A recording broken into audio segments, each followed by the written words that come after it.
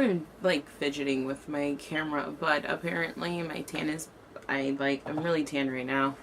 I'm coming out kind of like a new Oompa Loompa. Stephanie Bain, I have a books. I'm a book nerd. There's so many books. Hello everyone, Stephanie here. Today's video is going to be the mid-year freakout book tag. I know I say that backwards, but for some reason mid-year book freakout tag doesn't flow for me, but mid-year freakout book tag does flow for me.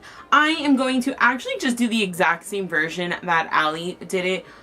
She cut it down to 13 questions, and when I looked at the alternative version that I did last year, it was like favorite book to film adaptation you saw this year, favorite review, and honestly the other ones, like, I don't really care, so let's just get on with it. Number 1 is best book you've read so far in 2017.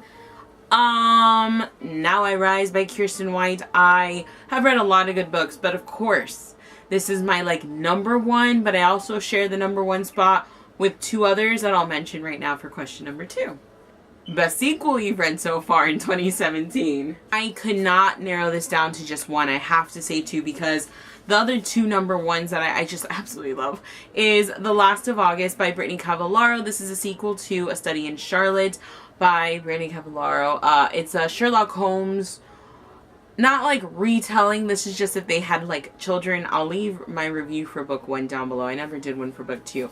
But I absolutely adored it. And my other one was King's Cage by Victoria Aveyard, which is the 3rd book in the Red Queen series. I loved it. I gave both of these 5 out of 5 stars. I'll leave the review for King's Cage down below if you haven't seen it. I loved it so much. I just think Victoria Aveyard just keeps getting better and better in her like writing and stuff. And I'm just like, I adore these freaking books. Okay, number 3 is new release you haven't read yet, but want to.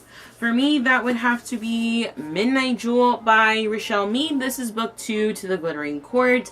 I am really excited to get into this. It just came out recently.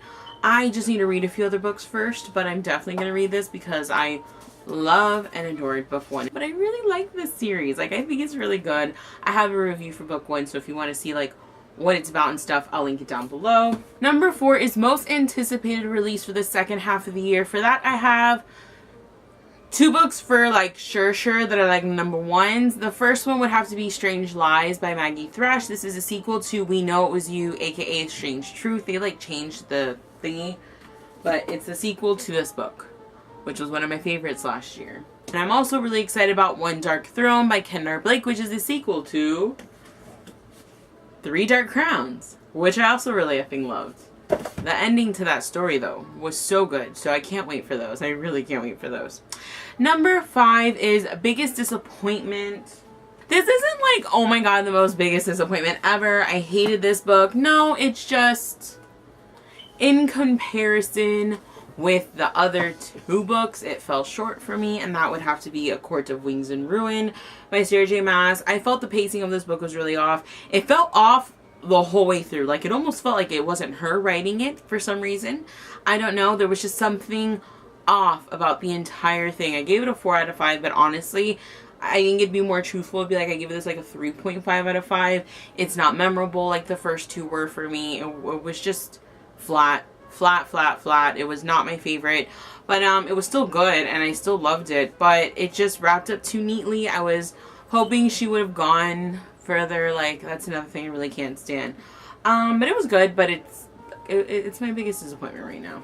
Number 6 is Biggest Surprise. I would have to say Caraval by Stephanie Garber. I had a feeling I was going to enjoy this book because it sounded really interesting. It was right up my alley, and then I read it and I was like, holy shit, I'm in love.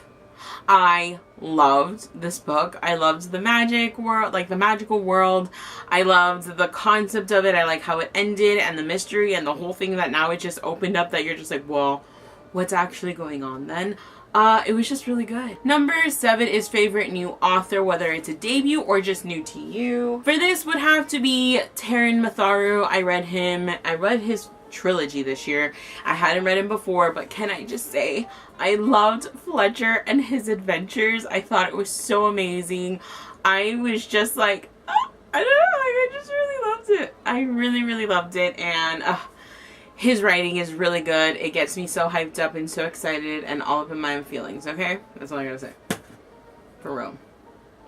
Number 8 is newest fictional crush. I don't actually have a new fictional crush, but the few that I have are like from series that have already been established. I've been reading them. There's no new crush. I'm sorry. There's no new crush. Number 9 is favorite new...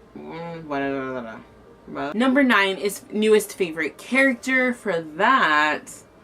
Oh shit. I didn't choose a favorite character.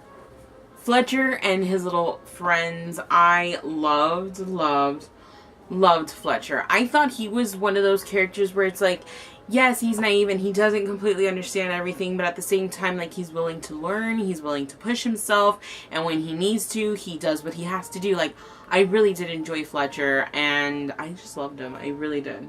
Number 10 is book that made you cry. I don't cry all the time, okay? It's hard for me to cry, but I kind of sobbed really nasty with this book, and that is Battle Mage. This is the last book in the, oh shit, in Summoner series. Why did I forget? I cried like a freaking baby. It was so emotional. I was just there, okay? Number 11 is book that made you happy. I'm kind of cheating. I've read plenty of books that made me happy, aka like all of the books I've read this year, but this one specifically made me happy. It's just, I'm considering it cheap because it's a reread. This just made me so happy to reread it. Anna Darkin was such a great reread. This was my first time rereading it, and I loved it to bits and pieces. I really did. It's so good, and it just makes me so happy. Like, it made me so happy. I'm getting really happy just thinking about that, okay? I can't wait for my third reread. Number 12, most beautiful book you've bought so far this year or received. That would have to be Stolen Beauty by Lori Lico Albanese. This cover is stunning. Atria Books has sent this to me because I was working with them, like, to review the book, which I really did enjoy. But it's beautiful. I love the gold on it, and I just think it's honestly one of my, like, favorite covers. It's just so pretty. And the last question is, what books do you need to read by the end of the year? Honestly, my most anticipated releases, which is Strange Lies and One Dark Throne. I'm trying to read a lot of books that I have, and I've gotten rid of a lot that I've tried and I didn't care for. But, you know, at the end of the day, other than that TBR that I did, which is like, I need to read this shit, pretty much, like, get these off my TBR, I need to just read those. And at the end of the day, even though I'm, like, trying to read those, if I don't, I don't. So long as I just keep reading and keep taking books off my TBR. But what is the best sequel you guys have read this year? Comment down below. If you end up doing this tag, just let me know. But that is my mid-year freak out book tag. I'm excited to do this because I also did this last year, which I'll link down below if you guys want to see it. But that is my video, and I'll see you in the next one. Goodbye.